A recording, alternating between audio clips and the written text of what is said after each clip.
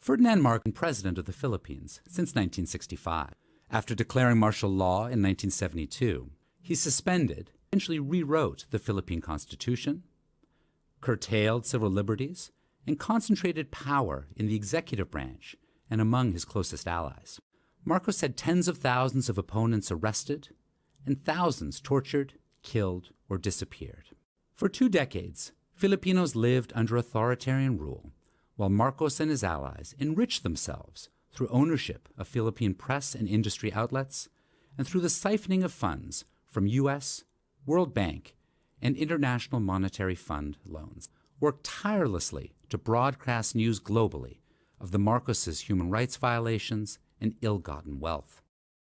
Many times before, Marcos had tipped the electoral balances in his favor through a rewriting of laws, outright violence, or other forms of manipulation and intimidation. President Ferdinand Marcos and his claim that he had won re-election. But this time, Filipinos refused to accept this lie. On February 22nd, citizens took to the streets on Epifanio de los Santos Avenue. Marcos ordered the military to repress the mass action. However, a faction of military officers refused to clamp down on the protesters and chose instead to defect, who had grown frustrated with corruption in the military and the Marcos regime.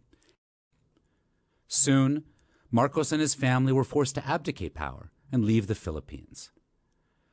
Many were optimistic that the Philippines, finally rid of the dictator, would adopt policies to address the economic and social inequalities that had only increased under Marcos's 20-year rule.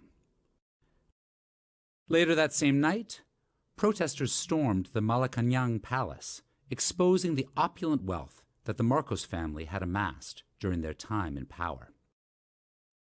The People Power movement offers several lessons.